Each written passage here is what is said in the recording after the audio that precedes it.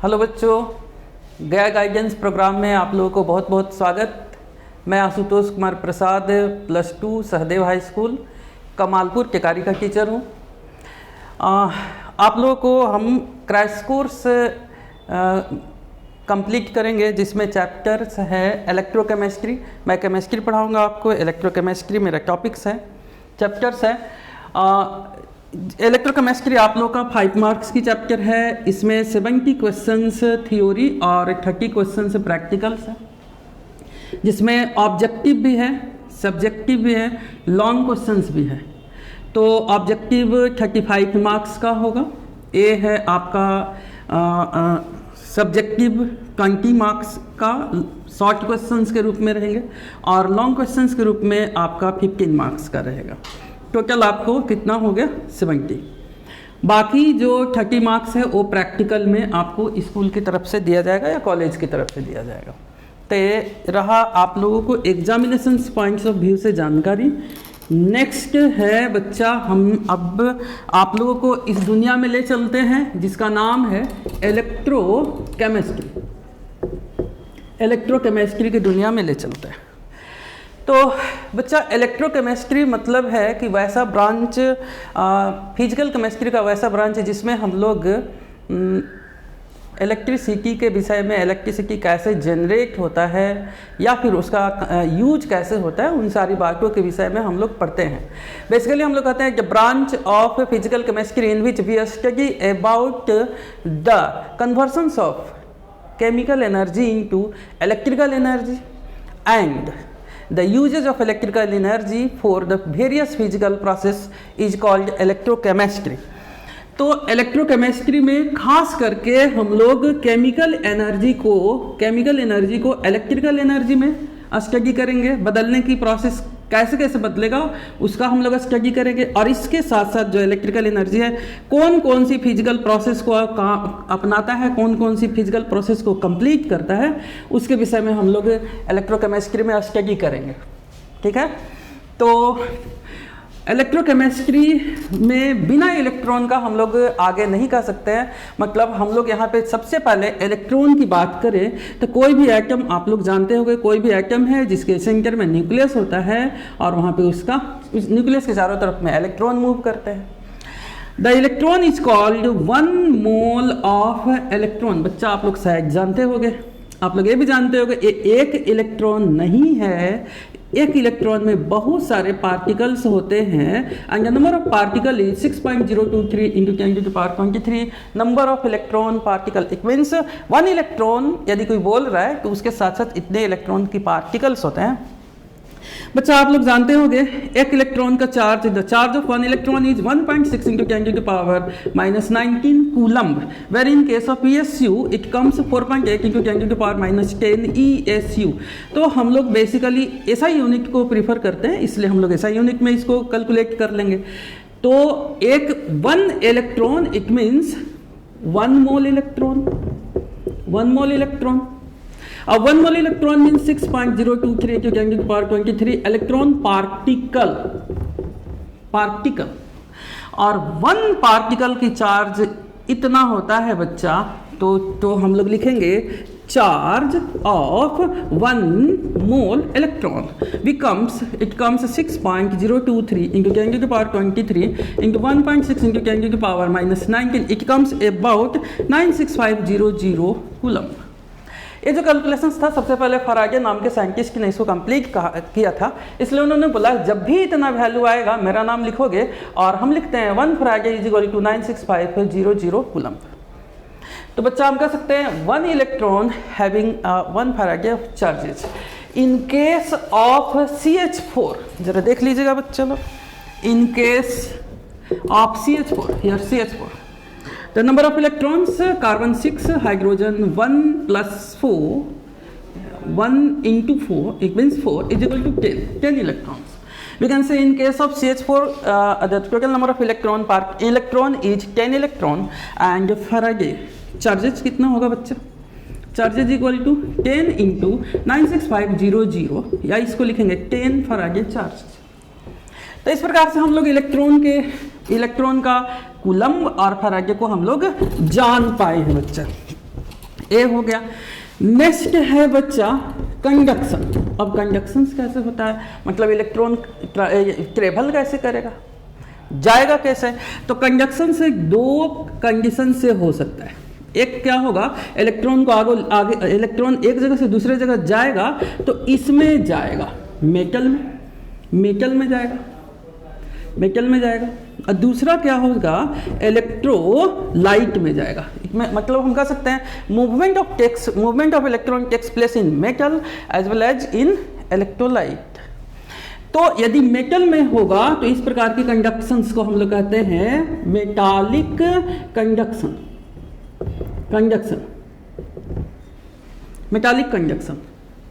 और जब इलेक्ट्रोलाइट में होगा तो इसको हम लोग कह देंगे इलेक्ट्रोलाइटिक कंडक्शन, इलेक्ट्रोलाइटिक कंडक्शंस। तो बच्चा अब हम लोग इसको देखेंगे कि मेटालिक कंडक्शंस और इलेक्ट्रोलाइटिक कंडक्शंस क्या होता है। मेटालिक और इलेक्ट्रोलाइटिक हम आपको बहुत डिटेल में नहीं चलेंगे। मेटालिक कंडक्शंस एक मीन्स आप लोग शायद जानते होंगे, यदि कोई मेटल है तो मान लिया जाए सोडियम कोई मेटल है, यहाँ पे सोडियम का यहाँ पे एटम है। तो आप लोग शायद जानते होंगे यहाँ पे 2, यहाँ पे 10, नॉट 10, 10, 8 या 1, आप लोग इसे जानते होंगे। This part is called as a kernel and this part is called as a free electron. मतलब हम कह सकते हैं कि ये जो सोडियम मेटल है इसका दो भाग है, कर्नल है और कौन है बच्चा, फ्री इलेक्ट्रॉन्स है। कर्नल है फिर क्या है बच्चा, फ्री इलेक्ट्रॉन्स है। कर्नल है फिर क्या है बच्चा, फ्री इलेक्ट्रॉन्स है। मतलब हम कह सकते हैं कि in case of metal atom has two part, kernel and free electron. Kernel is a inner part of a metal atom where the free electron is outer valence electron है। यह stable होता है, मूवेबल नहीं होता है। It has capacity to absorb energy whatever the electron has very high moving tendency, बहुत ज़्यादा यह मूव करता है। मतलब यदि कोई सॉलिड है, यदि कोई मेटल है तो उसमें कर्नल है, फ्री इलेक्ट्रॉन है, कर्नल है, फ्री इलेक्ट्रॉन कर्नल ऐसे से करके है। यहाँ पे इस ढंग से सब अरेंज होगा। और यहाँ पे कर्नल फ्री इलेक्ट्रॉन, यहाँ पे कर्नल, फिर यहाँ पे फ्री इलेक्ट्रॉन, कर्नल फिर फ्री इलेक्ट्रॉन, कर्नल फिर फ्री इलेक्ट्रॉन है। जब हम लोग इसमें इलेक्ट्रिसिटी पास करते हैं तो बाहर वाले इलेक्ट्रॉन इस वाले इलेक्ट्रॉन को धक्का देता है, ये अगले को धक्का देता है, ये अगले को धक्का देता है, अगले को धक्का देता है। इस प्रकार से इलेक्ट्रॉन बाहर निकल जाते हैं। मतलब हम कह सकते हैं कि यहाँ पे इलेक्ट्रॉन का जो मूवमेंट होता है ड्यू टू किसके वजह से, फ्री इलेक्ट्रॉन्स की वजह से होता है। तो मेटालिक और इलेक्ट्रोलाइटिक कंडक्टर में अंतर यदि पूछ दे बाय द वे एग्जामिनेशंस में, तो हम लिखेंगे कि यह मेटल में पाया जाता है, फाउंड इन मेटल, ठीक है। एक इसमें होगा इलेक्ट्रोलाइटिक सॉल्यूशंस में होगा। सेकेंड में होगा कि इसमें मूवमेंट जो होगा किसके द्वारा होता है, फ्री इलेक्ट्रॉन के द्वारा होता है। इसमें जो मूवमेंट होता है वो आयन के द्वारा होता है। इसमें जो मूवमेंट होता है इसमें किसी भी प्रकार का लॉस या किसी भी प्रकार का एसोसिएशन या डिसोसिएशंस नहीं होता है। नो एसोसिएशंस नो डिसोसिएशंस होते हैं, लेकिन इसमें एसोसिएशंस या डिसोसिएशंस पाई जाती है। इसमें मेटल में किसी प्रकार का शकल वकल में कोई चेंजेज वेंजेज नहीं होता है, नो फिजिकल चेंज, और इसमें फिजिकल चेंज होता है। तो बच्चा ये आप इसको देख लीजिएगा, इसको बाय द वे कहे तो उसको आप लोग बना लीजिएगा, एग्जामिनेशन में आंसर आप उसको दे दीजिएगा। अब देखो बच्चा, यहाँ पे जो मूवमेंट होता है इलेक्ट्रॉन्स का वो बेसिकली किसमें हम बार बार बोल रहे हैं, तो इसमें बोल रहे हैं इलेक्ट्रोलाइटिक किसमें सॉल्यूशंस में बोल रहे हैं। इलेक्ट्रोलाइटिक सॉल्यूशंस में क्या क्या होता है बच्चा, मान लो A+ है और B- है। जैसे हम इसको दिखलाएं NaCl, तो Na+ होगा और फिर क्या होगा Cl- होगा। मतलब इलेक्ट्रोलाइटिक सॉल्यूशंस में केटायन होगा और क्या होगा, एनायंस होगा, केटायन और एनायंस होगा। तो इलेक्ट्रोलाइटिक सॉल्यूशंस में जो कंडक्शंस होती है, यहाँ पे ऐसे करके वायर हम लोग दे दे, यहाँ पे प्लस से जोड़ दे, इसको माइनस से जोड़ दे, और इलेक्ट्रॉन एक जगह से माइनस से इलेक्ट्रॉन प्लस की तरफ में मूव करेगा। तो किसके वजह से मूव करेगा, आयंस की वजह से मूव करेगा, आयंस की वजह से मूव करेगा। और जब आयंस की वजह से मूव करता है इसमें, तो इसमें कुछ फैक्टर रिस्पॉन्सिबल होते हैं इसके मूवमेंट के लिए। फर्स्ट है इन दोनों के बीच में, मतलब solute solvent interaction, solid solvent interactions. यदि दोनों के बीच में बहुत ज़्यादा लगाव है तो मूवमेंट आगे मूव करने नहीं देगा, उसका कंडक्टिविटी स्लो कर देगा। दूसरा है nature of electrolyte, nature of electrolyte पर डिपेंड करता है।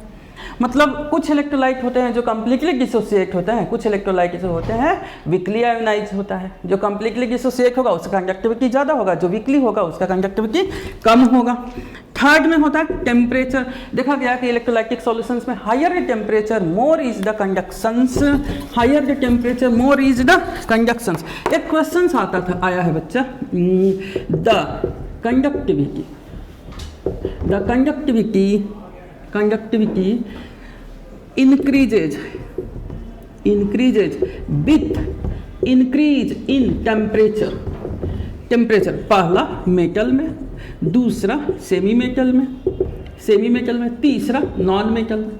तो बच्चा हम कह सकते हैं कि सेमी मेटल्स में जैसे जैसे टेम्परेचर देते हैं फॉरवर्डिंग गैप को क्रॉस करता है, मतलब वैलेंस बैंड और कंडक्शन बैंड को बड़ा आराम से क्रॉस करता है, तो इसकी कंडक्टिविटी बढ़ते चले जाता है जैसे जैसे टेम्परेचर बढ़ता है। तो ये तो ऑप्शन से नहीं होगा, कंडक्टिविटी इंक्रीजेज, हाँ यही ऑप्शन होगा।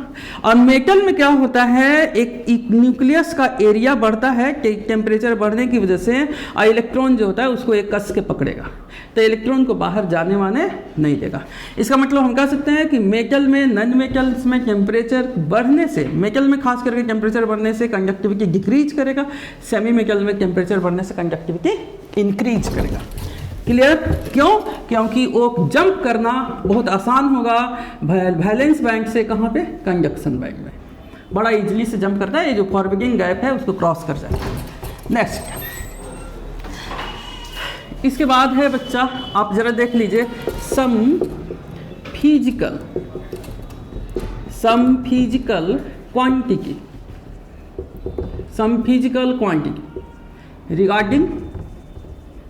Regarding electrochemistry. कुछ फिजिकल क्वांटिटी है इलेक्ट्रोकेमिस्ट्री के रिगार्डिंग। फर्स्ट है जिसमें हम लोग करंट कहते हैं। करंट बच्चा आप लोग जानते होंगे कि इलेक्ट्रॉन फ्लो होता है, इलेक्ट्रॉन के फ्लो को हम लोग करंट कहते हैं, इलेक्ट्रॉन की फ्लो को हम लोग करंट कहते हैं। ऐसे ऐसे इलेक्ट्रॉन फ्लो कर रहा है, और जितना नंबर ऑफ इलेक्ट्रॉन फ्लो करेगा, जितना नंबर ऑफ इलेक्ट्रॉन फ्लो करेगा, मतलब number of electron flow is called, उसको हम लोग क्या कह देंगे, इज कॉल्ड चार्ज। तो चार्ज बराबर क्या होगा, नंबर ऑफ इलेक्ट्रॉन इंटू उसकी चार्जेज, Q इंटू ई। शायद आप ये भी जानते होंगे चार्ज जो होता है करंट और टाइम के मल्टीपल के बराबर होगा। We can say NE is equal to I into T. एक ऐसा एक्सप्रेशन मिल सकता है बच्चा। क्लियर? Next, volt. आप लोग जानते होंगे वोल्ट बराबर क्या होता है, वोल्ट बराबर V बराबर क्या होता है, I इंटू R। प्रोडक्ट किसका किसका होता है, करंट और रेसिस्टेंस का, करंट और रेसिस्टेंस का। अब भी दो फॉर्म में होंगे, ऐसे जरा देख लो, यदि ऐसे लगा हुआ है तो दो फॉर्म में हो सकता है भी, यहाँ पे भी दो फॉर्म में हो सकता है। इस फॉर्म को कहते हैं सीरीज फॉर्म। सीरीज फॉर्म मतलब कंटिन्यू इसको हम लोग जोड़ते चले जाएंगे इसको, ठीक है। और एक कौन सा फॉर्म होता है बच्चा, एक ऐसे भी होते हैं, ऐसे, जो ये आपका पैरेलल फॉर्म कहलाता है, जो आपके फिजिक्स में बतलाया जाता होगा खास करके, ठीक है, फिजिक्स में बतलाया जाता। यूनिट क्या है इसका, यूनिट इसका वोल्ट के नाम के साइंटिस्ट थे, उन्हीं के नाम पर पड़ गया। ड्राई सेल का वोल्ट कितना होता है, 1.25 से लेकर के 1.50 वोल्ट होता है। आया वो क्वेश्चन है। नेक्स्ट जरा देखिए, रेसिस्टेंस सिंबल क्या होता है बच्चा, इसका सिंबल R। सो कैसे करते हैं हम लोग, सो ऐसे ऐसे ऐसे ऐसे करके करना है, और रिप्रेजेंट कैसे करते हैं हम लोग, ओम से। इसको इसमें आप लोग पढ़े होंगे लॉ ऑफ रेसिस्टेंस, ये आपका क्रैश कोर्स है, हम आपको विशेष नहीं इसमें देंगे, आपको केवल ओवरव्यू दे रहे हैं। Law of resistance, the resistance is directly proportional to the length of wire, resistance is inversely proportional to the area of cross sections of wire, we can say R directly proportional to L by A, and after removing proportionality we can write rho into L by A, L by A। बच्चा R बराबर हो गया rho into L by ए, रो को कहते हैं specific resistance, RESIS, specific resistance इसको रो को कहते हैं। तो रो बराबर क्या हो सकता है, R into A by L, specific resistance. Unit क्या लिख रहे बच्चे लोग आप इसका, ओम इंटू मीटर या ohm into centimetre, clear? Okay, next conductance, conductance G से लिखते हैं, G is reciprocal of resistance. Unit क्या होगा बच्चा, इसका यूनिट 1/R मीन्स ओम माइनस 1, या इसको कहेंगे OHM माइनस 1, या इसको कहते हैं महो, या इसको कहते हैं साइमन, ये इसका। नेक्स्ट एक आता है specific, specific conductance, specific conductance. इसको हम लोग सिंबल लेते हैं, देख लीजिए सिंबल इसको कहते हैं, इसका नाम है, क्या नाम है, कप्पा, कप्पा। ये जो कप्पा है इन्वर्स है 1 बाई रो का। स्पेसिफिक हम कह सकते हैं कि जो कंडक्टेंस है, स्पेसिफिक कंडक्टेंस है रेसिप्रोकल ऑफ स्पेसिफिक रेसिस्टेंस।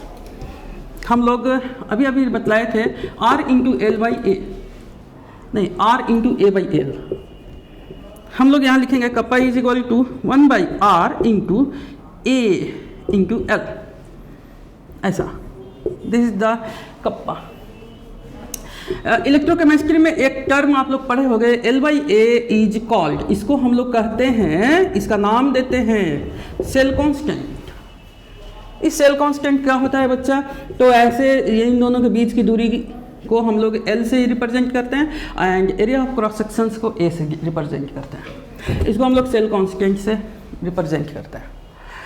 बच्चा इसको हम लोग लिख सकते हैं kappa is equal to, kappa means specific conductance, specific conductance is equal to 1/R into L by ए।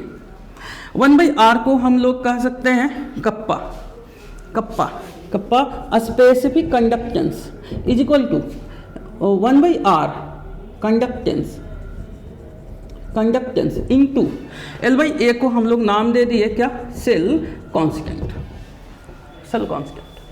आप लोग इसको जानते होंगे, हम आपको केवल ब्रशअप कर रहे हैं। Clear, clear.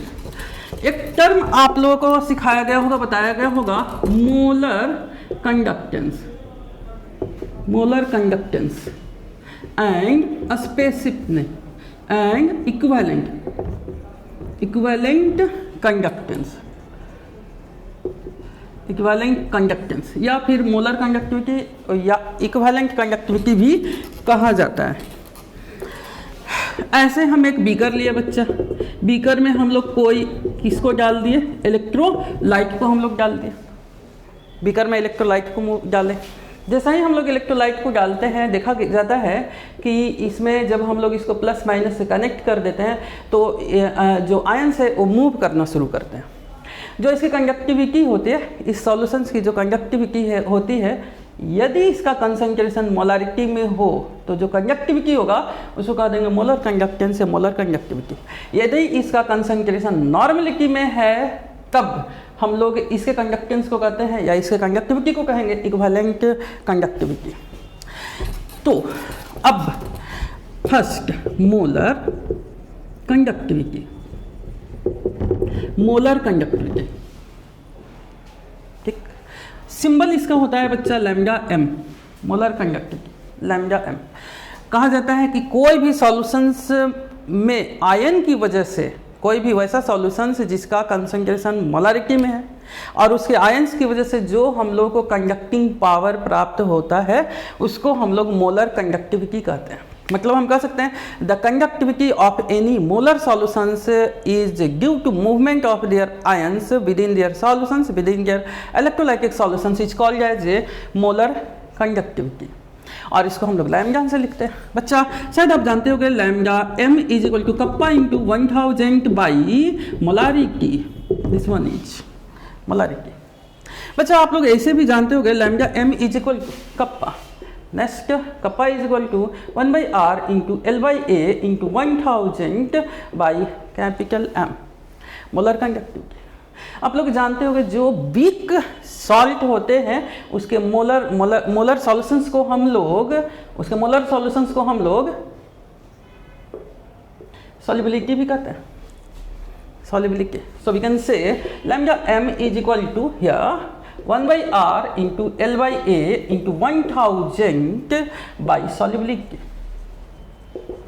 बच्चा बाय द वे आपको मोलर कंडक्टिविटी दे दे, कप्पा का वैल्यू दे दे, अब पूछ दे इस साल्ट का सॉल्युबिलिटी कितना होगा, then we can easily find out after multiplying this molar conductivity. ठीक है, नेक्स्ट इसका यूनिट हम लोग देख ले बच्चा, एक शब्द में हम लोग इसका यूनिट निकाल लेते हैं तुरंत। क्या हो जाएगा इसका, lambda m is equal to kappa 1 by R into L by A 1000 है न्यू वैल्यू, मोलरिटी मोल पर litre. We can say lambda is equal to 7, 1 by R is equal to 7 into centimetre by centimetre, litre ऊपर में चला गया, centimetre square into centimetre cube. ए से ई मर गया, एक बच गया। चलो अब आई क्या बचा, मोल। So lambda m molar conductivity unit of molar conductivity is Simon into centimeter square mole minus 1, mole minus 1। बच्चा एक क्वेश्चन से दे देगा the specific conductivity of MgSO4 is 2.5 into 10 to the power minus 2 and 0.25 m solutions find. आपको निकालने के लिए कहा देगा लैम्डा m। बच्चा हम लोग बहुत इजीली निकाल लेंगे, lambda m is equal to kappa into 1000 by molarity. The kappa value is given या specific conductance is kappa, we can write here 2.5 into 10 to the power minus 2 into 1000 by molarity 0.25. After calculating it, we can easily decide the value of molar conductivity of solutions. Next, molar conductivity. Molar conductivity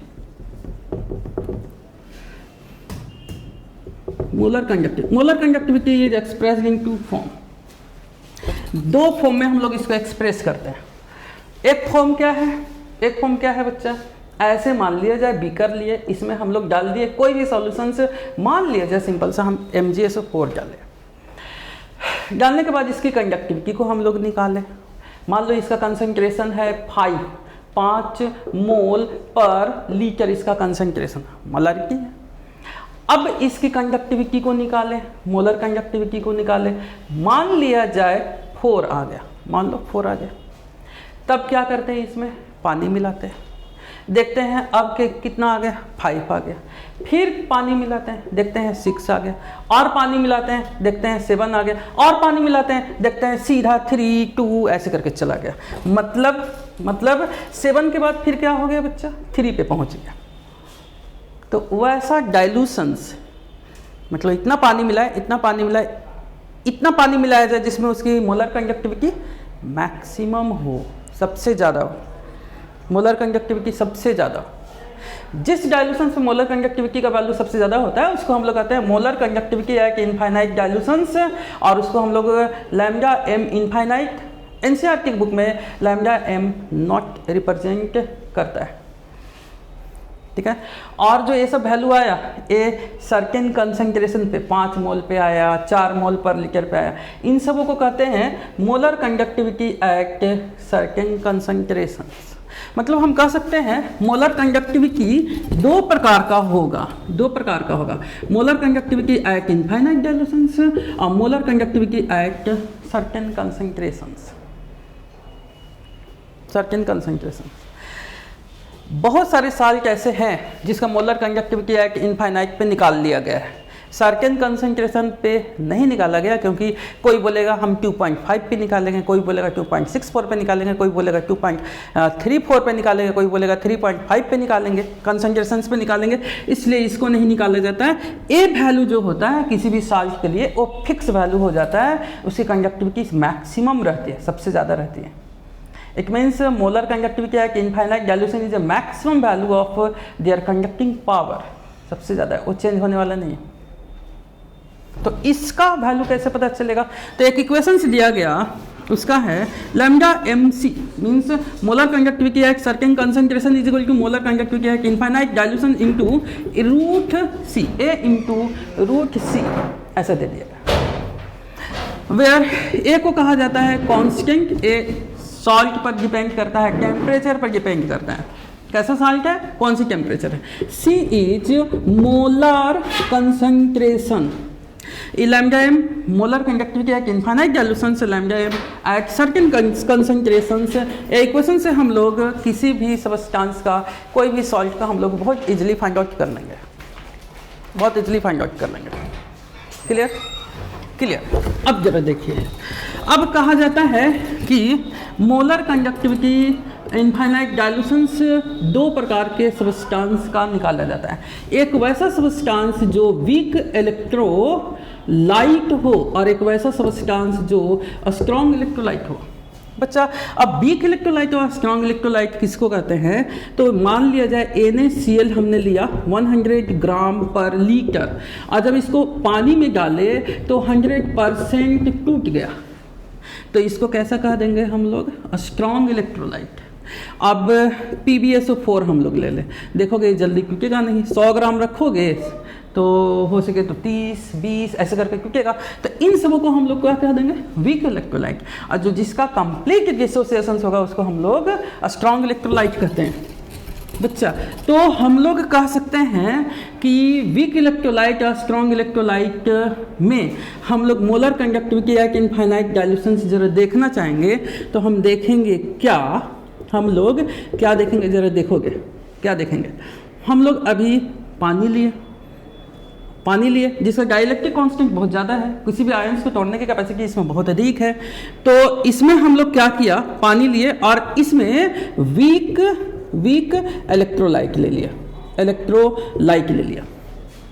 H2O है, weak electrolyte लिया, तो इसका molar conductivity at certain concentration पे कुछ है, x है। फिर इसमें पानी मिलाए, देखा जाता है और बढ़ता है, फिर इसमें पानी मिलाते हैं, देखा जाता है और बढ़ता है, फिर इसमें पानी मिलाते हैं, देखते हैं और बढ़ता है। मतलब ये जो सॉल्ट इसमें डाले हैं, ये धीरे धीरे करके इसमें डाले हैं, इतना बड़ा सॉल्ट कोई डाले हैं, पानी मिला रहे हैं तो धीरे धीरे गल रहा है, और पानी मिलाएं तो और गलता है, और पानी मिलाते हैं तो और गलता है। एक समय ऐसा होता है कि अचानक सारा का सारा गल जाता है। जैसा ही सारा का सारा गल जाएगा तो उसकी नंबर ऑफ आयंस तो बढ़ जाएगा, कंडक्टिविटी उसका क्या हो जाएगा? तुरंत हाई हो जाएगा। मतलब कि ऐसे करके यदि ग्राफ हम लोग देख ले, लैम्डा एम मोलर कंडक्टिविटी ऐसे देखें और इधर कंसंट्रेशंस के रूट का देखें तो भाई बढ़ेगा, जैसे जैसे कंसंट्रेशन, जैसे जैसे डाइल्यूशंस होगा, इधर डाइल्यूशंस है, जैसे जैसे डाइल्यूशंस हो रहा है वैसे वैसे इसकी कंडक्टिविटी बढ़ रहा है, क्योंकि नंबर ऑफ आयन बढ़ रहा है, और डाइल्यूट किए, नंबर ऑफ आयन बढ़ा और डाइल्यूट किए, और एक बार अचानक फिर क्या हो जाएगा? बढ़ जाएगा। मतलब ग्राफ इधर से धीरे धीरे बढ़ेगा और अचानक क्या हो जाएगा? बहुत ज़्यादा। जिस कंसंट्रेशन पे बहुत अधिक होगा मोलर कंडक्टिविटी, इसको कह देंगे molar conductivity at infinite dilutions. ये किसके लिए हुआ बच्चा? किसके लिए हुआ? Weak electrolyte. ये अचानक क्यों हुआ? क्योंकि अचानक फिर ये क्या हो जाता है? डिसोसिएट कर जाता है। कम टूटा कम टूटा कम टूटा, अचानक सब टूट गया तो इसका कंडक्टिविटी बढ़ गया। नेक्स्ट जरा देख लीजिए, हम लोग इसको ले लें, इसको रख लें, हम लोग इसको रख लें, स्ट्रॉन्ग क्या इलेक्ट्रोलाइट को रख लें, स्ट्रॉन्ग इलेक्ट्रोलाइट को हम लोग देख लेते हैं। जब स्ट्रॉन्ग इलेक्ट्रोलाइट को हम लोग इसमें ऐड करते हैं तो ये क्या होता है, ये पूरी तरह आयोनाइज हो जाता है, ये पूरी तरह आयोनाइज होता है। ये ऐसा नहीं है कि पानी मिला रहे हैं, पानी मिलाएंगे ना तो यहाँ पे दो आयंस के बीच के स्पेस बढ़ेगा, कंडक्टिविटी बढ़ेंगे, हल्का फुल्का कंडक्टिविटी बढ़ता है, बहुत ज़्यादा कंडक्टिविटी नहीं बढ़ता है, और इसमें इस ढंग का फ्लेजअप नहीं आता है। मतलब इस कंडीशंस में जो कंडक्टिविटी रहता है वो धीरे धीरे हल्का फुल्का बढ़ता है और फिर ज़्यादा बढ़ता नहीं है। और जब नहीं बढ़ेगा तो इसका जो हम लोग ऐसे करके ग्राफ देखेंगे बच्चा, ऐसे करके लैम्डा एम इनफाइनाइट और फिर रूट सी, इसका जो ग्राफ देखेंगे तो कंसंट्रेशन इतना पे इतना मोलर कंडक्टिविटी है, और पानी मिलाएंगे तो ऐसे होगा ऐसे होगा, इससे ज़्यादा फिर बढ़ता नहीं है, और कम ही बढ़ता है। हम थोड़ी सी ऐसे दिखा दें, कम बढ़ता है इसमें, केवल आयंस के बीच में सेपरेशन से बढ़ता है, जिसके वजह से मूवमेंट बहुत आसान हो जाता है, कंडक्टिविटी बहुत स्लाइट इंक्रीज करता है, इसके जैसा रैंडमली नहीं बढ़ता है। तो this is a graph for a strong electrolyte, this one is a weak electrolyte, आप लोग इसको देखोगे। चलिए नेक्स्ट हम लोग इसको जरा देखें, molar conductivity, molar conductivity, not molar, equivalent conductivity, symbol इसका है लैम्डा EQ, लैम्डा EQ। बच्चा आप लोग जानते हो कि lambda EQ is equal to kappa into 1000 by वहाँ पे मोलारिटी था, यहाँ पे क्या हो जाएगा नॉर्मलिटी।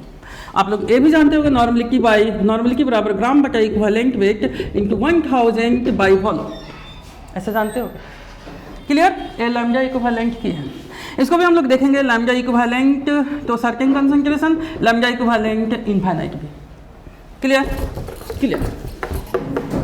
अब एक आता है relation lambda M C, lambda M infinite, lambda EQ छोड़ो ना, इनफाइनाइट से क्या लेना था, लैम्डा एम मोलर कंडक्टिविटी और इक्विवेलेंट कंडक्टिविटी के बीच में रिलेशंस। बच्चा हम लोग यहाँ पे लिखेंगे lambda EQ is equal to kappa into 1000 by normality, lambda M is equal to kappa into 1000 by molarity. It means हम लोगों को यहाँ पे जो झगड़ा चलेगा वो बेसिकली इन्हीं सबों का झगड़ा चलेगा। We can say lambda EQ by lambda M is equal to होगा m बाई n, मतलब मोलारिटी बाई नॉर्मलिटी। मोलारिटी मतलब gram by formula weight into 1000, formula weight into 1000 by volume, बच्चा ऐसे। और नॉर्मलिटी में क्या होगा, ये तो मोलारिटी का हो गया बच्चा, मोलारिटी का हो गया। नॉर्मलिटी में क्या लिखोगे, तो gram by equivalent weight into 1000 by volume. Clear है, एकदम क्लियर। ये सब मर गया, ये भी चला गया, ये भी चला गया, ये भी चला गया, क्या बचा, तो lambda EQ by lambda M is equal to m by n, not m by n, but it comes equivalent weight by formula weight. Now हम लोग जानते हैं equivalent weight is equal to atomic weight या formula weight by valency by formula weight, so it comes here. Now lambda EQ by lambda M is equal to, it comes 1 by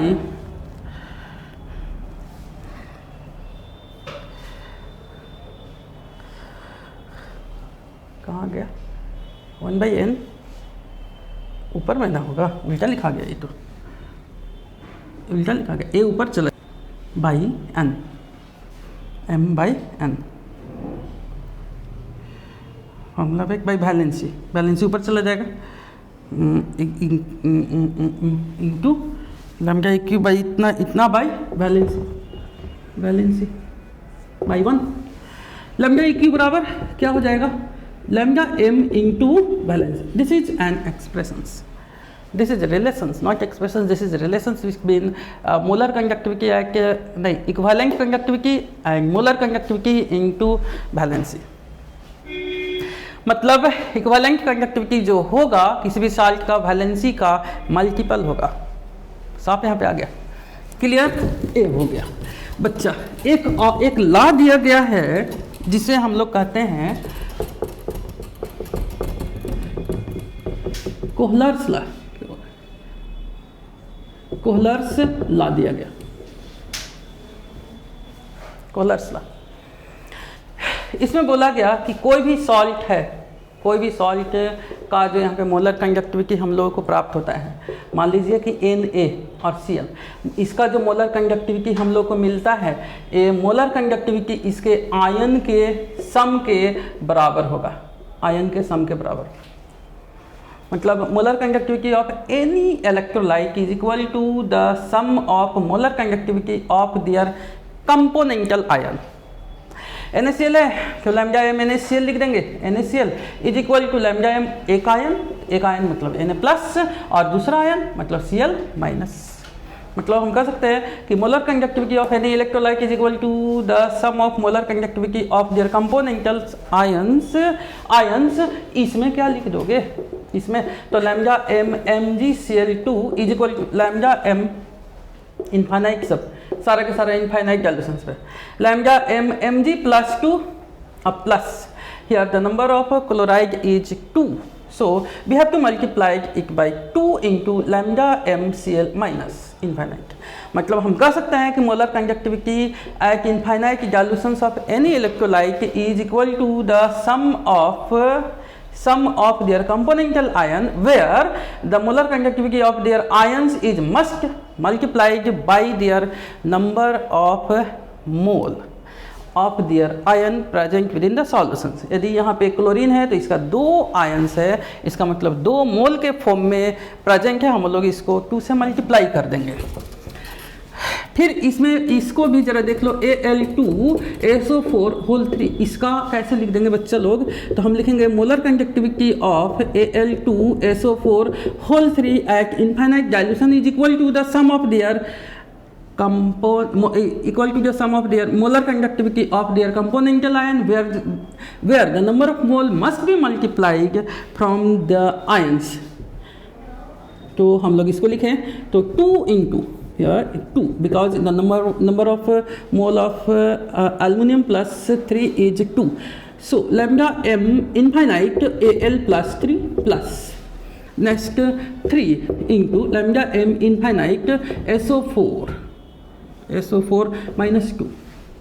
इस प्रकार से उन्होंने कहा कि किसी भी सॉल्ट का जो मोलर कंडक्टिविटी होगा वो उसके आयंस के मोलर कंडक्टिविटी के सम के बराबर होगा, और जो उसमें मोल होगा वो मोलर कंडक्टिविटी को मल्टीप्लाई करना पड़ जाएगा।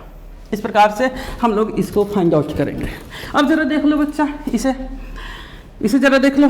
क्वेश्चंस कहता है the molar conductivity at infinite dilutions Mg plus 2, molar conductivity at infinite dilutions SO4 minus 2 are 200 and 250 siemens centimetre square mole minus 1 respectively. Find out molar conductivity at infinite dilutions of MgSO4।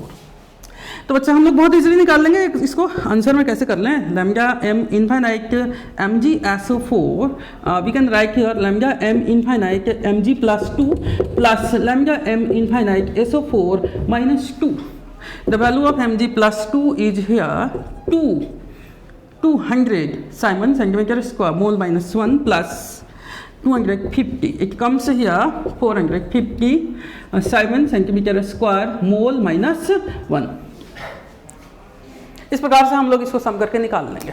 एक मज़ेदार question से जरा हम लोग इसको ले लेते हैं, देख लेते हैं क्या है, जरा देख लीजिएगा। क्वेश्चन है lambda m infinite CH3COONA, this one is sodium acetate is given, कुछ वैल्यू रख लेते हैं, this one is x, siemens centimetre square mole minus 1। Lambda M infinite HCl is given y Simon centimeter square mole minus 1, lambda m infinite NaCl is given Z Simon centimeter square mole minus 1। बच्चा ऐसे करके दे देगा। एक question से आने का ज़्यादा chances है, सीबीएसई में बहुत बार पूछा है। Lambda M infinite CH3 COOH you have to find. कैसे हम लोग इसको फाइंड आउट कर लेंगे? तो हम लोग का नियम यही कहता है कि आप इन सबों को ऐसा जोड़िए, ऐसा घटाइए कि आपका ए वैल्यू आ जाए। तो कैसे हम लोग इसको फाइंड आउट कर लेंगे बच्चा? CH3 COOH is equal to, हम लोग सबसे पहले इसको लिख लें क्योंकि यहाँ पे जो एसीटेट है उसको हम लोगों को लिखना पड़ेगा। Lambda M infinite CH3 COOH this form must be written in their ionic form, it means here negative and their ions is lambda M infinite Na+। Sodium acetate को हमने लिख दिया, इसे लिख दिया। और अब क्या करेंगे, इसमें से हमें सोडियम हटाना है क्योंकि यहाँ पे सोडियम है नहीं, तो सोडियम वाले हैं कौन? ए, तो इसमें से इसको माइनस कर देंगे। माइनस कर देंगे तो इसको हम लोग माइनस करेंगे, लैम्डा एम NaCl को माइनस करेंगे, NaCl को, तो इसको पूरा तोड़ करके लिखना पड़ेगा Na+ lambda M infinite Cl minus, ऐसे करके हम लोग लिख दिया। अब मेरे पास Cl भी हो गया, ठीक है। अब ये Cl है तो माइनस फेज में, क्योंकि माइनस अब प्लस माइनस है, तो अगला Cl को, इस Cl को हटाने के लिए हम लोगों को पॉजिटिव फेज को लाना पड़ेगा, पॉजिटिव फेज को लाना पड़ जाएगा, ठीक है। तो अब हम लोग इसको देख लें।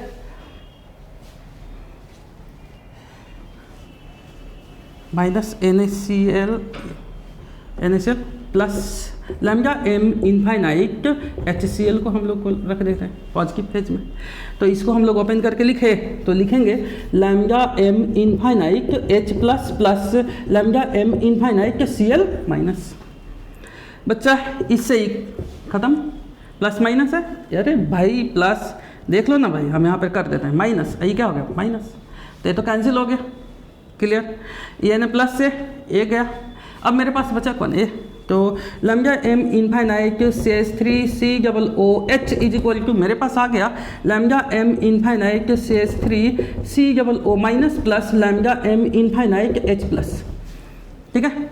अब जरा बच्चा देख लो वैल्यू, इसकी वैल्यू कितना दे रखा था, कितना दे रखा था हम लोग? Lambda M infinite CH3 COOH is equal to, इसकी वैल्यू कितना दे रखा था? x, this one is x। इसका वैल्यू कितना दे रखा था बच्चा? कितना दे रखा था? NaCl Z, this one is Z, I have written here Z minus Z, okay, and this one is additive form and it's value is y। So this comes with the value of lambda m infinite CH3 COOH. This is the method by which we can determine the molar conductivity of a given substances whose value is not given, and by calculating, by adding, by subtracting the other value of the molar conductivity, we can easily find out the value of a certain substances। यहाँ पे हम लोगों को molar conductivity at infinite dilution acetic acid का नहीं दिया हुआ था। हम लोग क्या किए, molar conductivity at infinite dilution से सोडियम एसीटेट HCl और NaCl को ऐसा जोड़े, ऐसा घटाए कि मेरा ये वैल्यू दे दिया। तो आप लोगों को ऐसा क्वेश्चन से देगा, बड़ा इजीली इसी ढंग से बनाना है, ऐसा जोड़ना है, ऐसा माइनस करना है कि ये वैल्यू आ जाए। Clear clear. अब हम लोग इसको से हम लोग एक टर्म यहाँ पे निकाल लेते हैं। ए हम बोले सॉल्ट जो होगा वो दो प्रकार के होगा, वीक होगा और क्या होगा? स्ट्रॉन्ग। वीक होगा स्ट्रॉन्ग, ए वीक इलेक्ट्रोलाइट के रूप में भी रहेगा और ए स्ट्रॉन्ग इलेक्ट्रोलाइट के रूप में रहता है। कहा जाता है कि जो वीक होते हैं उसके लिए एक टर्म का इस्तेमाल करते हैं जिसको कहते हैं degree of dissociations, and degree of dissociations is equal to molar conductivity at certain concentration of any weak electrolyte by molar conductivity at infinite dilutions. This is degree of dissociations, मतलब किसी भी वीक इलेक्ट्रोलाइट का कितना टूटा, जैसे देखो ना, अरे देखो जैसे मान लो PbSO4 का कह दे, PbSO4 लैम्डा m सर्टेन है, अगला जैसे मत लिखा, सर्टेन कंसंट्रेशन 4 दे दिया और लैम्डा m इनफाइनाइट डाइल्यूशंस 8 दे दिया। अब बोलेगा कितना टूटा है, तो आराम से निकाल लेंगे। Alpha is equal to certain concentration 4/8 0.5, मतलब हम कह सकते हैं कि 50% के रूप में वो कंप्लीट हो चुका है। नेक्स्ट ए, तो शायद आप लोग इसको जानते होंगे, ए ऐसा जानते होंगे, ए डिसोसिएट किया किसमें, बी। शायद आप जानते होंगे 1 मोल 0, ऐसा हम अभी नहीं बता पाएंगे क्योंकि क्रैश कोर्स है, हम आपको फास्टली इसको रिपीट मारेंगे। T is equal to 0, T is equal to T, ऐसा ही हमेशा बनाए होंगे। तो it's concentration let concentration T is equal to C, T is equal to T, dissociation is alpha, तो रिमेनिंग कितना हो गया, remaining C minus C alpha, the amount of formed B is C alpha. Clear, एकदम clear. This form is, if this is present in equilibrium state, then we can write K equilibrium constant is equal to molar concentration of product by, if it gives BC, then it comes C into alpha, B into molar concentration of C by molar concentrations of A. It means substance A, I have taken a substance A which get dissociate into B and C. Then let the initial concentrations of A is, I have taken C, B and C at T is equal to 0. After कुछ समय के बाद इसका alpha टूटा तो बचा कितना, C minus C alpha. ये जो C अल्फा है वही इसको बनाया, वही इसको बनाया, तो हम लोग लिखेंगे K इक्विलिब्रियम कांस्टेंट K, हम यहाँ लिख रहे हैं, ठीक है। Equilibrium constant K is equal to, B का वैल्यू कितना है, B का वैल्यू कितना गया, कहाँ गया, C अल्फा इंटू, C का वैल्यू C अल्फा, इसका वैल्यू कितना है, C minus C alpha. We can write C square alpha square C 1 minus alpha एक cancel is equal to C into alpha, C into alpha square by 1 minus alpha. Clear है, एकदम clear. और यदि इसका value कह दे, putting value of alpha, बच्चा हम लोग बहुत इजीली लिखेंगे K is equal to C into alpha, lambda M C by lambda N infinite का whole square by 1 minus lambda M C by lambda M infinite. बच्चा इस प्रकार से हम लोग इसको निकाल लेंगे, K का वैल्यू इक्विलिब्रियम कांस्टेंट से हम लोग इसको फाइंड आउट कर लेंगे। क्लियर, बहुत अच्छी बात है। नेक्स्ट बच्चा लोग, नेक्स्ट है आपको, एक को कहा जाता है,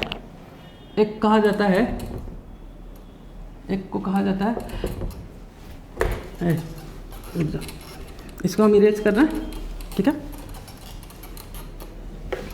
कहा जाता है गैल्वेनिक सेल। अगला बहुत इंपॉर्टेंट, इससे बहुत कुछ क्वेश्चन आने का चांसेस रहेगा, जो कि आप देख लीजिए, साधारण सा क्वेश्चन रहेगा, कोई टफ नहीं रहेगा, जिसका नाम है गैल्वेनिक सेल। हम आपको लेक्चर शुरू करने के ही पहले बतलाए थे कि वैसा केमिस्ट्री ब्रांच का, फिजिकल का वैसा ब्रांच जिसमें केमिकल एनर्जी का कन्वर्सन हम लोग किस में करते हैं, इलेक्ट्रिकल एनर्जी में, और ख़ास करके गैल्वेनिक सेल बहुत अच्छा एग्जांपल्स है। गैल्वेनिक नाम के साइंटिस्ट ने इसको सबसे पहले प्रिपेयर किया था, और उन्होंने बोला कि भाई मेरा नाम लिखा जाए, और उन्हीं के नाम पे हम लोग दे देते हैं, जिसको कहते हैं गैल्वेनिक सेल, ठीक है। अब गैल्वेनिक सेल हुआ क्या भाई, तो एक प्रकार का वैसा डिवाइस है जो केमिकल एनर्जी को किस में बदल लेता है, इलेक्ट्रिकल में बदलता है। क्लियर। अब हम इसको डायरेक्ट तो अभी नहीं बतला सकते, कुछ इससे संबंधित बातें हम पहले बताएंगे। गैल्वेनिक सेल से रिलेटेड फर्स्ट है हाफ सेल। हाफ सेल क्या होता है बच्चे, आप लोग जानते हो कि हाफ सेल क्या होता है। तो हम लोग ऐसे एक बीकर लेते हैं, बीकर में हम लोग क्या करते हैं, एक मेटल की छड़ को लेते हैं। खास करके डैनियल नाम के साइंटिस्ट ने जिंक का इस्तेमाल किया था, तो हम लोग वहीं से शुरू करते हैं। मतलब एक बीकर लेते हैं, इसमें हम लोग जिंक की छड़ लेते हैं और इसी के सल्फेट की सॉल्यूशंस लेते हैं। It means I have taken here ZnSO4। जैसा ही जब इसमें डालते हैं, देखा क्या गया कि जिंक अपने छोटे छोटे जिंक के आइटम से बना हुआ है।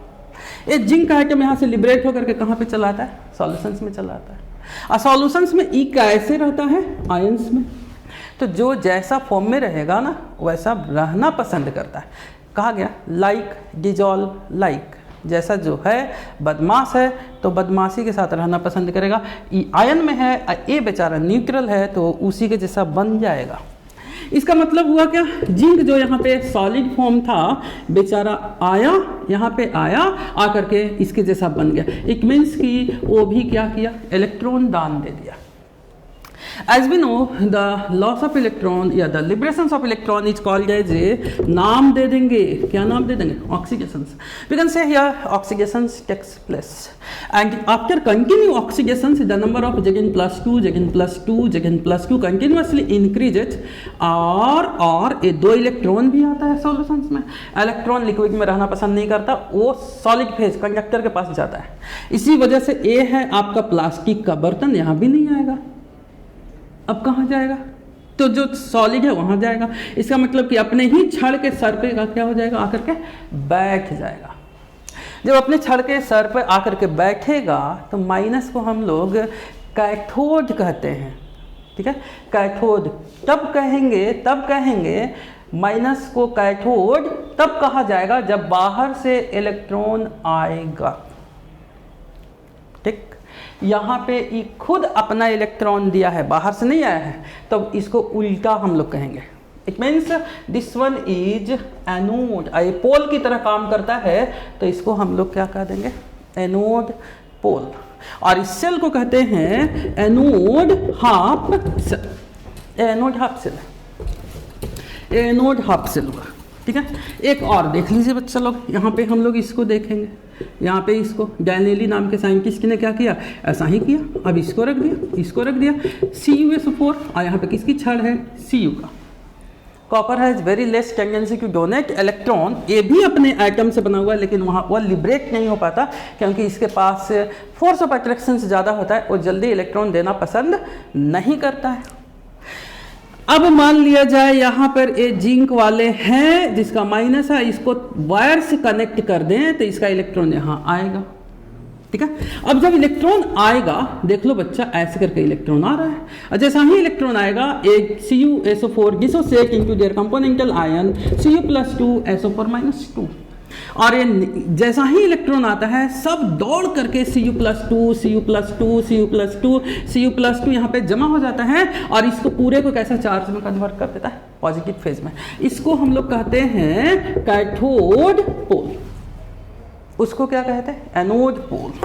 तो इन दोनों के जो मिक्सचर्स होता है, इन दोनों का जो मिक्सचर्स होगा, इन दोनों से जो मिल करके बनेगा, ऐसे दोनों को मिला देंगे, यहाँ पे इलेक्ट्रॉन का जमाव रहेगा। Zinc half cell, this one is copper half cell. यहाँ पे जो सॉल्यूशंस है वो है आपका ZnSO4, यहाँ पे जो सॉल्यूशंस है वो है CuSO4। ठीक है, अब ए क्या करता है? यहाँ पे यदि बल्ब लगा दो तो ए क्या हो जाएगा? जल जाएगा, और फिर ए इसमें आएगा, मतलब इलेक्ट्रॉन इसमें से इसमें आना शुरू करेगा, काम करते हुए आएगा। मतलब केमिकल एनर्जी का कन्वर्सन किस में हो गया? इलेक्ट्रिकल एनर्जी में हो गया। इलेक्ट्रिकल एनर्जी में हुआ क्या? रिएक्शंस कैसे हुआ?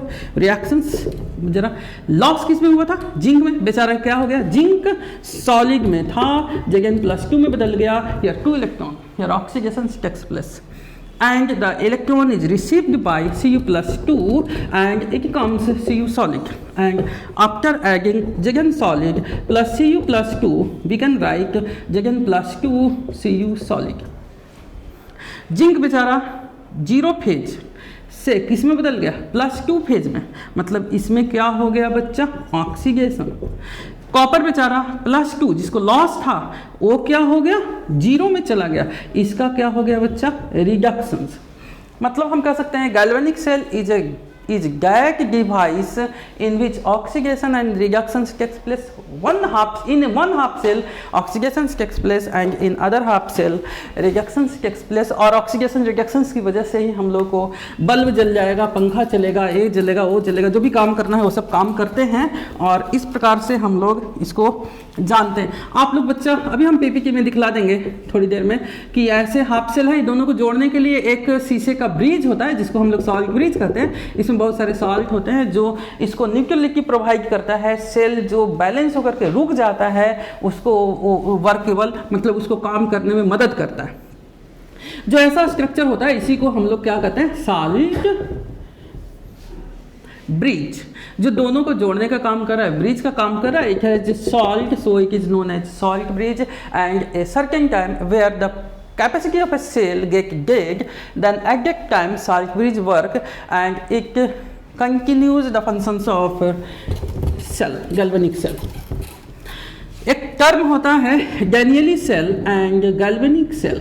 बच्चा डैनियली सेल गैल्वेनिक सेल सेम है, अंदर केवल ये है कि डैनियली सेल में एक यहाँ पे एनोड के रूप में जिंक छड़ का इस्तेमाल किया गया, कैथोड के रूप में कॉपर छड़ का इस्तेमाल किया गया। गैल्वेनिक सेल में जिंक का इस्तेमाल किया गया, इसमें कैथोड में कॉपर का इस्तेमाल किया गया। इसके साथ साथ इसमें different magnesium, calcium, chromium, nickel मतलब बहुत सारे मेटल्स, बहुत सारे नॉन मेटल्स का इस्तेमाल किया गया गैल्वेनिक सेल में। और डैनियली सेल में केवल 2, जिंक और कॉपर, इसके अलावा किसी और का नहीं इस्तेमाल किया गया। तो गैल्वेनिक सेल मतलब डैनियली सेल गैल्वेनिक सेल का ही फॉर्म है, लेकिन इसमें केवल कांस्टेंट कंडीशंस मतलब जिंक और कॉपर का ही इस्तेमाल किया गया। इसमें बहुत सारे डिफरेंट मेटल, नॉन मेटल का इस्तेमाल किया गया। ठीक है, ओके। एक लाइन में बाय द वे पूछ देगा तो फिर बोलोगे नहीं बताया था, हम बता दिए बच्चे। देखो आप लोग जानते हो SHE और NHE, this is called standard hydrogen electrode और नॉर्मल हाइड्रोजन इलेक्ट्रोड। बच्चा आप लोग शायद ऐसे पढ़े होंगे, ऐसा है बच्चा लोग, ऐसा है।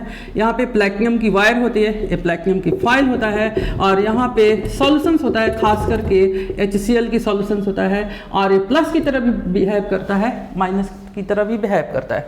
The concentration of HCl is 1 molar. The temperature is temperature is 298 kelvin. The pressure on the surface of HCl is 180 m। मतलब स्टैंडर्ड प्रेशर, मतलब स्टैंडर्ड टेम्परेचर, मतलब स्टैंडर्ड कंसंट्रेशन।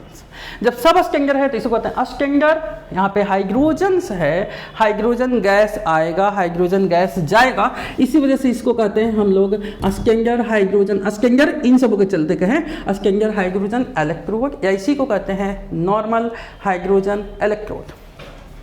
ये इलेक्ट्रॉन देने का भी काम करता है, इलेक्ट्रॉन रिसीव करने का भी काम करता है। इसमें हम लोग हाइड्रोजन गैस फ्लो करते हैं, हाइड्रोजन गैस जब हम लोग पास करेंगे, हाइड्रोजन गैस इसमें आएगा, सॉल्यूशंस में आएगा और अपना इलेक्ट्रॉन देगा। और कैसा काम करेगा, एनोड की तरह। मतलब कि जब इसके बगल में यदि कोई वैसा हाफ सेल लगा दिए जो इसी से इलेक्ट्रॉन खींचना शुरू करेगा तो ये वाले रिएक्शंस होगा, एनोड रिएक्शंस। और एक वैसा हाफ सेल जो इसी को इलेक्ट्रॉन देगा तो इलेक्ट्रॉन इसके अंदर आएगा, इलेक्ट्रॉन इसके अंदर आएगा तो तुरंत एक टूट जाएगा। कौन टूट जाएगा, HCl टूटेगा। तो E कौन सा हो गया, एनोड। मतलब SHE वर्क एज किसके जैसा काम कर रहा है, एनोड, क्योंकि यहाँ पे हाइड्रोजन आया, इलेक्ट्रॉन दिया, वो इलेक्ट्रॉन इसके सर पे चढ़ करके माइनस बन गया, एनोड की तरह काम किया। अब यदि बाहर वाला ही इसको इलेक्ट्रॉन दे तब ये क्या करेगा, इलेक्ट्रॉन को रिसीव भी कर लेगा। और जब इलेक्ट्रॉन को रिसीव करेगा तो SHE क्या लिखोगे, वर्क एज कैसा, कैथोड की तरह काम करेगा। कैसा काम करेगा, तो जैसा ही इलेक्ट्रॉन आएगा HCl बेचारा टूट जाएगा, H प्लस और Cl माइनस में। इलेक्ट्रॉन आप जानते हो कि इलेक्ट्रॉन को रिसीव करेगा और क्या बन जाएगा, H। हाइड्रोजन एटॉमिक फॉर्म में रहता पता नहीं है यार, तो इसको सीधा करके क्या कर दोगे, H। तो हम लोग फाइनली कह सकते हैं कि जब SHE एनोड की तरह काम करेगा ए रिएक्शंस होगा, जब SHE कैथोड की तरह काम करेगा तो ए रिएक्शंस होगा। हम कह सकते हैं कि SHE डुअल फंक्शंस करता है, एनोड की तरह भी काम करता है और कैथोड की तरह भी काम करता है। अब देखा गया बच्चा लोग कि यहाँ पे वोल्ट मेजर किया तो देखा इसका वोल्ट 0 आता है। तो कहा जाता है इसका जो वोल्ट होते हैं, इस वोल्ट को कहते हैं इलेक्ट्रोड पोटेंशियल, और स्टैंडर्ड में था इसलिए यहाँ पे एक ऐसा सिंबल ले देता है, इसको कहते हैं स्टैंडर्ड इलेक्ट्रोड पोटेंशियल। किसका था, तो हाइड्रोजन इलेक्ट्रोड का था, SHE का था, तो हम लोग ऐसे करके दिखाएंगे। इज इक्वल टू 0 था, लिखेंगे E nought H plus oblique H2 is equal to 0.0 volt. ठीक है बच्चा, ऐसे हो गया। मतलब अस्टेंजर इलेक्ट्रोड पोटेंशियल से कितना हो गया हाइड्रोजन इलेक्ट्रोड का 0.0 हो गया। शायद आप लोग इसको जानते हो, दिस वन इज SHE, हम बार बार दिखलाएंगे नहीं। यहाँ पे है कौन है, इस जगह पे कौन है, जिंक, हाफ क्या हो गया सेल्फ। जब इसको हम लोग ऐसे कनेक्ट करते हैं वोल्ट मीटर से, तो ये बतलाता है 0.76 वोल्ट, ऐसे करके बतलाता है। ये देखा गया कि पूरे सेल का ये जो वोल्ट आता है उसको कहते हैं EMF, मतलब उसको कहते हैं इलेक्ट्रोमोटिव फोर्स, इसका नाम है इलेक्ट्रोमोटिव फोर्स। जब साइंटिस्ट लोग इसको अच्छे से कैलकुलेट करना शुरू किया तो देखा कि EMF जो होता है ना, E cathode minus E anode के बराबर होता है, कैथोड माइनस एनोड के बराबर। मतलब अब हम लोग देखें यहाँ पे कौन काम किया, तो जिंक में बहुत ज़्यादा क्षमता है, वो इलेक्ट्रॉन को डोनेट करता है, दान देता है, तो दान देगा तो यहाँ पर माइनस मतलब कैसा काम होगा, एनोड की तरह। और तब इसको इलेक्ट्रॉन को रिसीव करना पड़ेगा, इसका मतलब ये कैसा काम करेगा, कैथोड की तरह काम करेगा। तो EMF कितना बतलाया बच्चा, 0.76 वोल्ट। और कैथोड की तरह SHE काम किया है E nought H plus oblique H2, इसको लिखते हैं माइनस। एनोड की तरह ये काम किया जिंक, तो जिंक को हम लोग पहले आयन वाले लिखेंगे और फिर इसके सॉलिड फॉर्म को लिखते हैं। बच्चा इसका आ गया माइनस 0.76 इज इक्वल टू, इसका हम अभी बोले थे, इसका 0.0 माइनस E नॉट जगन प्लस 2 ऑब्लिक जगन सॉलिड। बच्चा मेरे पास जगन प्लस 2 ऑब्लिक जगन सॉलिड की वैल्यू आ गया माइनस 0.76 वोल्ट। मतलब हम कह सकते हैं कि standard electrode potential of zinc half cell is minus 0.76 volt and it comes after comparing with SHE से कंपेयर करके आया। तो साइंटिस्ट लोग क्या किया, देखोगे साइंटिस्ट लोग क्या किया, एक बार SHE को रखा, ठीक है, और एक बार कॉपर को रखा, वहां पर इसका वैल्यू निकाला, फिर एक बार जिंक को रखा, उसको निकाला, और एक बार क्रोमियम को रखा, उसका वैल्यू निकाला। सबका वैल्यू अलग अलग आता है, सभी का वैल्यू अलग अलग आता है। इसको क्या कहते हैं हम लोग, स्टैंडर्ड से तुलना हुआ है, इसका नाम है स्टैंडर्ड, STANDARD। स्टैंडर्ड इसका नाम है इलेक्ट्रोड क्या पोटेंशियल, इसको कहते हैं स्टैंडर्ड इलेक्ट्रोड पोटेंशियल्स। तो स्टैंडर्ड इलेक्ट्रोड पोटेंशियल्स जरा हम लोग देख ले, E नॉट जगन प्लस 2 ऑब्लिक जगन सॉलिड, इसका जब हम लोग इससे कंपेयर करते हैं तो माइनस 0.76 वोल्ट आता है। E नॉट कॉपर का जरा देखोगे तो प्लस 0.34 वोल्ट आता है। हम लोग E not Cr plus 3 oblique Cr solid का देखेंगे तो माइनस 0.74 वोल्ट आता है। हम लोग E not Fe plus 2 oblique Fe solid को देखेंगे तो आता है माइनस 0.4444 वोल्ट आता है। मतलब ऐसे ऐसे करके बहुत सारे का आता है जो कि आपको याद नहीं रखना है। हम टीचर हैं तो हम लोगों को तो याद रखना है ताकि हम आपको एग्जाम्पल से समझा पाएंगे। तो ये वैल्यू आता है इलेक्ट्रोड पोटेंशियल्स का वैल्यू है। किससे वैल्यू आया, तो हम लोग कंपेयर किए SHE से, तब वैल्यू आया। तो एक टर्म आता है जिसको नाम है इलेक्ट्रोकेमिकल सीरीज, ये आएगा एग्जाम में, ठीक है। हम बोल दे रहे हैं, इसको पढ़ करके जाना। इलेक्ट्रो हम आपको बतला रहे हैं, आपको ब्रश कर दे रहे हैं। इलेक्ट्रो क्या हो गया, केमिकल और क्या सीरीज, इलेक्ट्रोकेमिकल सीरीज। कहा जाता है कि इन सबों का जो इलेक्ट्रोड पोटेंशियल्स है ना, माइनस से लेकर के जीरो और जीरो से लेकर के प्लस वैल्यू तक के जो आता है ना, इसी को कहते हैं इलेक्ट्रोकेमिकल सीरीज। मतलब the arrangement of standard electrode potential. Standard electrode potentials को हम लोग जैसे जैसे अरेंज करते हैं, माइनस से लेकर के मतलब कम वैल्यू से लेकर के बढ़ते हुए वैल्यू तक के जो अरेंज करते हैं, उसको कहते हैं हम लोग स्टैंडर्ड इलेक्ट्रोड पोटेंशियल्स को जो हम लोग अरेंज करते हैं उसी को कहते हैं इलेक्ट्रोकेमिकल सीरीज। तो बच्चा इलेक्ट्रोकेमिकल सीरीज में जरा देखोगे, ऐसे यदि दे देगा, ऐसे कहेगा हम दो सेल बनाए, ठीक है, एक बनाए जिंक, एक बनाए कॉपर, और यहाँ पे हम बल्ब भी जला दिए, बल्ब भी जला दिए। और सब स्टैंडर्ड कंडीशंस में रखा हुआ है, तो यहाँ पे वोल्ट क्या होगा बताओ? तो वोल्ट बराबर ईएमएफ बराबर होता है ई कैथोड माइनस ई एनोड। आप लोग जानते होंगे, सब स्टैंडर्ड पे है इसलिए हम लोग स्टैंडर्ड ईएमएफ लिखते हैं। दान देने वाला काम कौन करेगा? The value standard electrode potential of जेगन +2 जेगन सॉलिड इज -0.76। जितना कम वैल्यू होगा, जितना नेगेटिव होगा, बहुत तेजी से वो इलेक्ट्रॉन दान देगा। जितना पॉजिटिव होगा वो तेजी से इलेक्ट्रॉन दान नहीं देगा। मान लीजिए Cu+ मान के लो, याद है जी, +0.34 वोल्ट इसका। तो अब देखो ये नेगेटिव हो गया, ये क्या हो गया? पॉजिटिव। हम कह सकते हैं जितना माइनस होगा उदार नेचर का होता है, डोनेट करेगा, दान देगा। दान देगा मतलब ये कैसा होगा? एनोड होगा। जो प्लस होगा, लीचर टाइप का होगा, वो इलेक्ट्रॉन को क्या करेगा? एक्सेप्ट करेगा। ये कभी भी चैन से रहता नहीं है, एक्सेप्ट करेगा। और ये कैसा होगा? कैथोड की तरफ होगा, कैथोड की तरफ होगा। अब तुम अपने से डिसाइड कर सकते हो एनोड कौन होगा, कैथोड कौन होगा। बच्चा यही क्वेश्चन आया हुआ था 2020 का है, जरा देख लीजिए एनोड कौन है, कैथोड कौन है। साफ पता है माइनस है, मतलब तुम कैसा हो एनोड, तुम कैसा हो कैथोड। मतलब EMF standard electromotive force is equal to cathode value is +0.34 minus anode value कितना है बच्चा? -0.76। अब इसको जोड़ लेंगे हम लोग। 0 4 के 7 और 1 मतलब 7 3 10 और 1 11 1.1 वोल्ट। This is volt. कहा जाता है the EMF value of any full cell. इन दोनों में ई हाफ सेल हो गया, ई हाफ सेल हो गया, दोनों को मिला दिए तो ये फुल सेल हो गया। जो EMF वैल्यू होगा ना हमेशा कैसा आएगा? पॉजिटिव में। पॉजिटिव वैल्यू डिटरमाइंस स्पॉन्टेनिटी, मतलब स्पॉन्टेनियस वर्क कर रहा है, अपने आप वर्क कर रहा है। और इसका डेल्जी वैल्यू नेगेटिव होगा, ठीक है। और जिसका वैल्यू नेगेटिव में आ जाए तो वो नॉन स्पॉन्टेनियस होगा, सेल काम नहीं करेगा, फोर्सली काम करेगा। और उसका डेल्जी वैल्यू कैसा होगा? पॉजिटिव होगा। मतलब किसी भी कोई भी सेल है हम लोग खरीद करके लाएंगे तो उसका वैल्यू कैसा होना चाहिए? नेगेटिव होना चाहिए। EMF का वैल्यू कैसा होना चाहिए? पॉजिटिव होना चाहिए।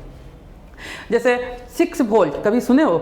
-6 नहीं, 6 वोल्ट, 12 वोल्ट, 24 वोल्ट ऐसे करके आता है। तो ये है आपका इलेक्ट्रोकेमिकल सीरीज। अब देखो पहला इलेक्ट्रोकेमिकल सीरीज से हम लोग क्या क्या बातें का पता चलेगा? Oxidation, oxidising and reducing nature. हम ब्रश कर रहे हैं, आपको बार बार बोल रहे हैं ब्रश कर रहे हैं। ऑक्सीडाइजिंग एंड रिड्यूसिंग नेचर मतलब Fe+2 Fe, this one standard electrode potential -0.44 volt, E0 Cr+3 Cr solid, it comes -0.74 volt. बच्चा बोले जितना ज़्यादा नेगेटिव होगा दान देगा, रिड्यूसिंग नेचर का होगा मतलब इन दोनों में ए वाला दान देगा, एनोड की तरह काम करेगा। ए कैसा काम करेगा? कैथोड की तरह काम करेगा। तो ए रिड्यूसिंग नेचर का होगा, ये कैसा हो जाएगा? ऑक्सीडाइजिंग नेचर का। यही ए आ जाएगा E0 Cu+2 Cu सॉलिड, इसका आ गया +0.34। मतलब इन दोनों का कंपेरिजन करोगे तो ए हमेशा इलेक्ट्रॉन लेगा, मतलब कैसा नेचर का होगा? ऑक्सीडाइजिंग। ए और ए क्या होगा? ये कम पड़ गया, ये दान देगा। मतलब अब हो गया कि लो वैल्यू कैसा होगा? लो वैल्यू कैसा होगा? रिड्यूसिंग। हाई वैल्यू कैसा होगा? हाई वैल्यू कैसा होगा? ऑक्सीडाइजिंग, ठीक है। इन दोनों के डिफरेंस, इन दोनों का जो डिफरेंस होगा ऑक्सीडाइजिंग और रिड्यूसिंग का E0 कहेंगे। E0 बराबर E cathode minus E anode, ऐसे कह देंगे हम लोग। तो इन दोनों के डिफरेंस से हम लोग को स्टैंडर्ड EMF का भी पता चल जाएगा। अभी नहीं दिखलाए थे, अरे भाई ऐसे नहीं दिखलाए थे। Zn+2 जैसे Zn का आया, इसका आया था +0.34 -0.76 ऐसे। तो यहाँ से स्टैंडर्ड EMF का भी वैल्यू पता चलता है। इसके साथ साथ हम लोग को सेल रिएक्शंस का भी वैल्यू पता चलेगा। सेल रिएक्शंस का वैल्यू पता चलेगा, जैसे मान लिया जाए कोई कह देगा Cr+3 Cr सॉलिड, और मतलब एक हाफ सेल क्रोमियम का हो गया और एक हाफ सेल कॉपर का हो गया, कॉपर का हो गया, Cu का हो गया। इसका सेल रिएक्शन लिखने के लिए कह देगा। तो आप लोग जानते हो E naught Cr+3 Cr solid is equal to -0.74 volt और ई नॉट बराबर +0.34 वोल्ट। ई कैसा होगा कैथोड, ई कैसा होगा एनोड। तो रिएक्शंस ईदान देगा, मतलब Cr solid Cr+3 electron 3 electron, और वो रिसीव करेगा मतलब Cu+2 इलेक्ट्रॉन बन जाएगा Cu सॉलिड। मल्टीप्लाई कर देंगे 2 से, बैलेंस कर लेंगे, इलेक्ट्रॉन को बैलेंस किया जाता है बच्चे। एक cancel 2Cr solid plus 3Cu+2 बन गया 2Cr+3 + 3Cu सॉलिड। इस प्रकार से हम लोगों को सेल रिएक्शंस का भी पता चल जाता है। तो फाइनली हम लोग कह सकते हैं इलेक्ट्रोकेमिकल सीरीज तक के आप लोगों को ये बतलाए हैं। नेक्स्ट वीडियोज में हम आपको टोटल सेल्स को और फैराडेज लॉ को कंप्लीट कर देंगे। ठीक है बच्चा, तो थोड़ा सा हम लोग पीपीटी को देख लेते हैं, क्या क्या बातें हैं उसको 1 मिनट के लिए आप लोग देख लीजिए, ताकि आप लोग उसको पढ़िए और एक ओवरव्यू है, एक बार देख लोगे एग्जाम में जाओगे तो बहुत अच्छा रहेगा। ठीक है, हम लोग चलते हैं उसको, चलो देखा जाए। 1 मिनट।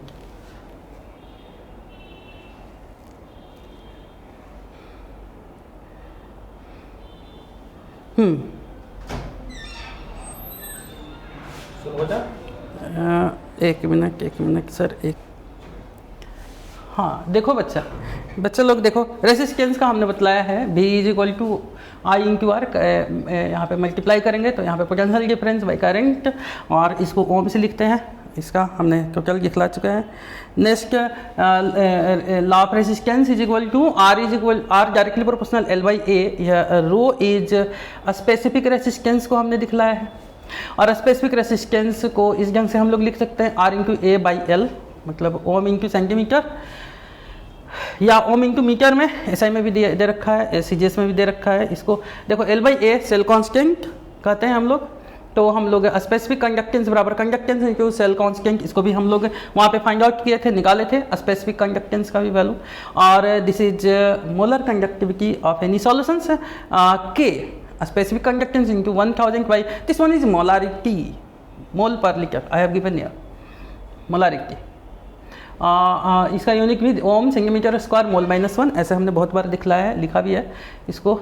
और λm और λEq is equal to λm is equal to λEq into total charges. ये है आपका n फैक्टर से दिखलाया हुआ है, इसको आप देख लीजिए। और इसको हमने बतलाया था, जो इक्वेशंस है Huckel Onsager Debye Huckel Onsager equations. Molar conductivity at certain concentration is equal to molar conductivity at infinite dilutions minus A into C, जो आपका यहाँ पे कांस्टेंट है, और C जो है मोलारिटी है। ये ग्राफ भी हमने इसको रिप्रेजेंट कर चुका है। अब जरा देख लो इसको, कॉलर्स लॉ को भी हमने रिप्रेजेंट किया है, यहाँ पे कॉलर्स लॉ को दिखलाए हुए हैं। Degree of dissociations molar conductivity या equivalent conductivity at certain concentration by infinite dilutions, उसको भी हमने दिखला रखा है। यहाँ पे इक्वेशंस है, इसको भी हमने अभी रिप्रेजेंट किया है, यहाँ पे जरा देख लीजिए, सारा अभी रिप्रेजेंट कर लिया है टोटल। तो बच्चा यहाँ से आप लोग इसको देखिए, और नेक्स्ट वीडियोज़ में हम आप लोगों को फिर ब्रशअप कर लेंगे फैराडेज लॉ को ब्रशअप करेंगे, फिर उसके बाद हम कोरोजन्स को दिखलाएंगे, और कुछ जो है सेल्स को भी दिखलाएंगे। तब तक के लिए पढ़ते रहिए। Good bye bye. गया गाइडेंस प्रोग्राम में हम सब एक दूसरे को समझ पाए, ताकि आप लोगों का बहुत ज़्यादा बेनिफिट हो। इस प्रोग्राम के तहत आपको बेनिफिट हो, बहुत अच्छा। बाय।